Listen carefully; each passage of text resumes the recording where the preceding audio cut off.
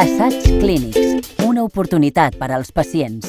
Los ensayos clínicos sería una evaluación experimental de un procedimiento, de una técnica quirúrgica, de un fármaco, para intentar conocer su seguridad o su eficacia. Intentar comparar un fármaco nuevo, que pensamos que va a ser útil, con fármacos o tratamientos ya existentes. El cumplir la normativa existente en cada país o en cada región en este caso. Una vez aprobado este protocolo por las autoridades sanitarias, se pone en marcha el ensayo clínico en el número X de pacientes que se van controlando de una manera periódica durante toda su realización.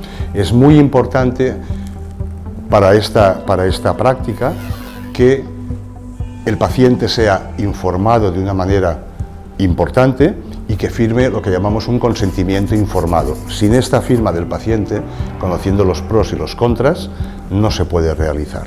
El objetivo y los beneficios en cuanto a los médicos, en este caso, al personal sanitario que pone en marcha el estudio, y en cuanto a los pacientes, básicamente el objetivo es ver si el nuevo fármaco es superior a otro. En nuestro país, por ejemplo, el impacto de los ensayos clínicos es muy grande.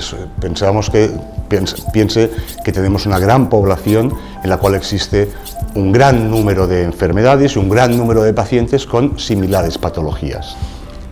Hoy día los ensayos clínicos, muchos pacientes con una patología y con unos parámetros que puedan ser incluidos en el ensayo clínico se pueden beneficiar de los diferentes ensayos clínicos que se hacen en diferentes hospitales.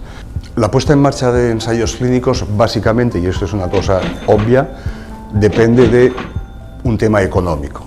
A la persona, al grupo de personas o a la industria farmacéutica que le interesa poner en marcha un ensayo clínico, básicamente, y es obvio, es un tema económico, principalmente.